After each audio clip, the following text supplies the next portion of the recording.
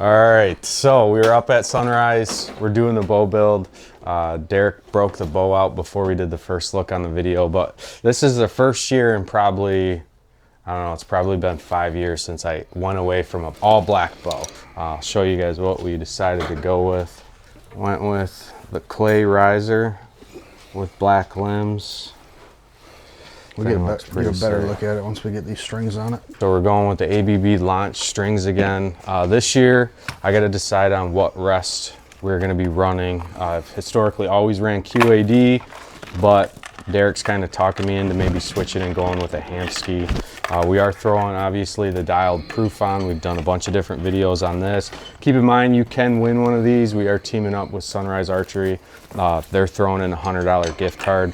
The gift card, they will accommodate shipping, but it's got to be within reason. Obviously, they're not going to ship a target.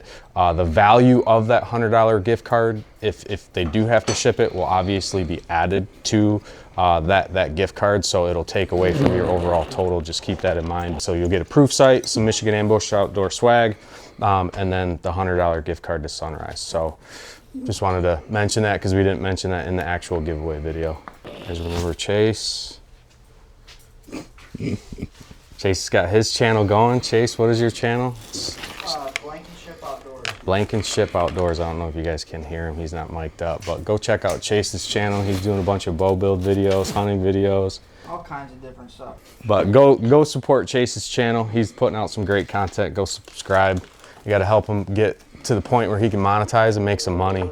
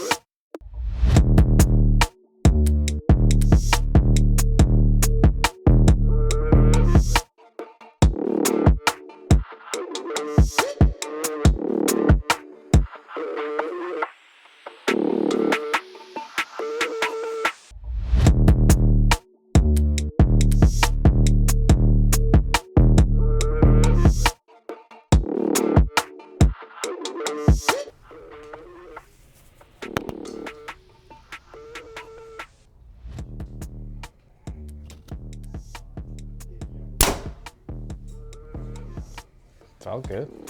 So we set this one up. This is 70 to 80 pound limbs on this one. We wanted to gain some speed back this year. So right now it's at 78 pounds, which pulls pretty easy actually, surprisingly, with these EC2 cams. So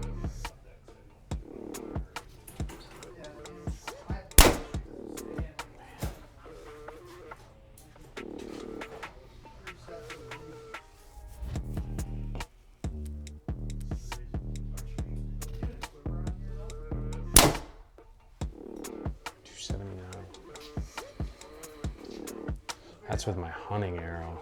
So that was, how heavy is that arrow? 470. 280.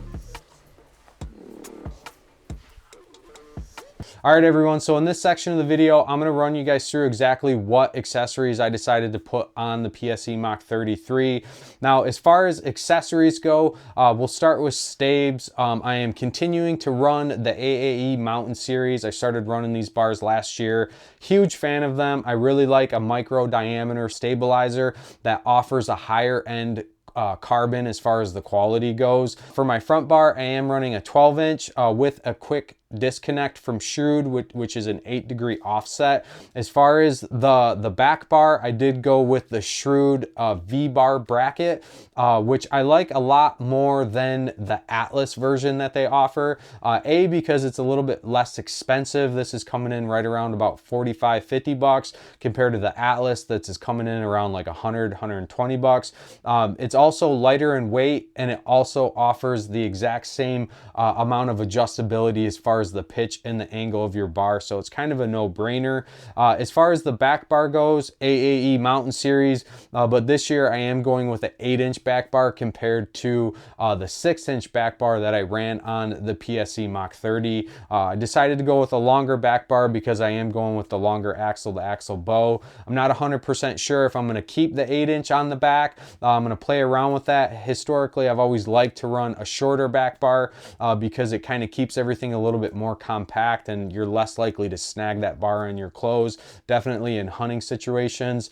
As far as weight goes, I'm going to play around with that. Currently, I have 3 ounces on the front, 3 ounces on the back. That's just what we put on it at the shop and really came right out of the package. Last year on my Mach 30, I was running 6 ounces on the back, 2 ounces on the front. I will most likely settle on that, but I'll play around with that as we start to shoot some of those farther distances to just kind of dial this in and get it to the point where it holds the best for me.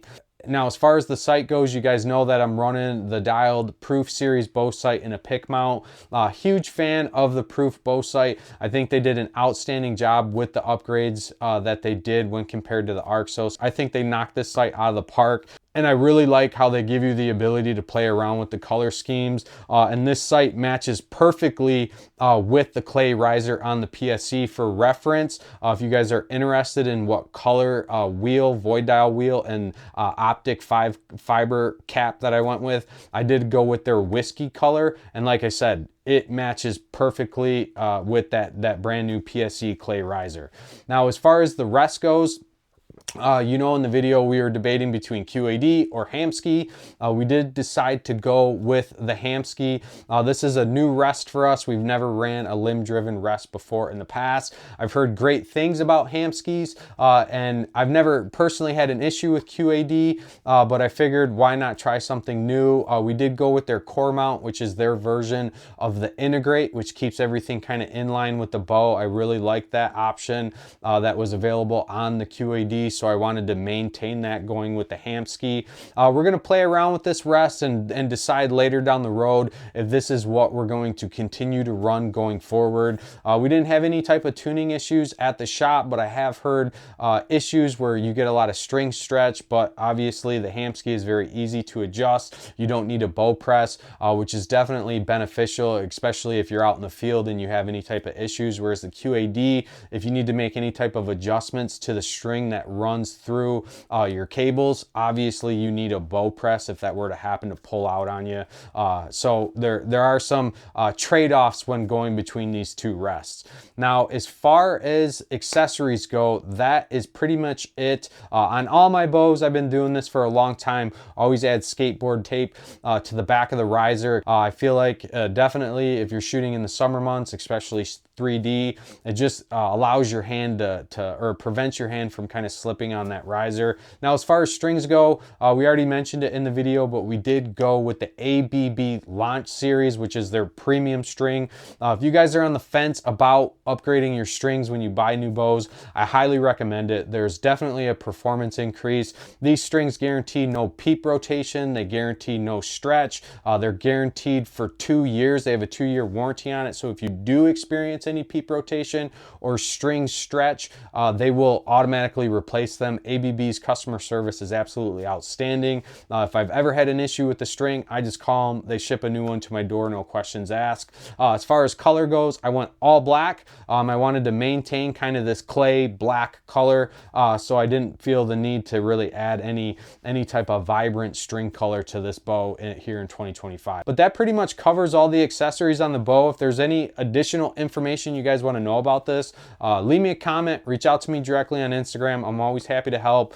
Keep in mind, we will be running this as our tack setup. As I mentioned in the video, we did go with 70 to 80 pound limbs. Came in right about 78 pounds, which is perfect for me. It feels great, pulls great, and it is still a super smooth bow that I was actually super impressed with. I was a little worried about running 80 pound limbs because this is the first year I've actually ever done that. So very, very happy with this bow build.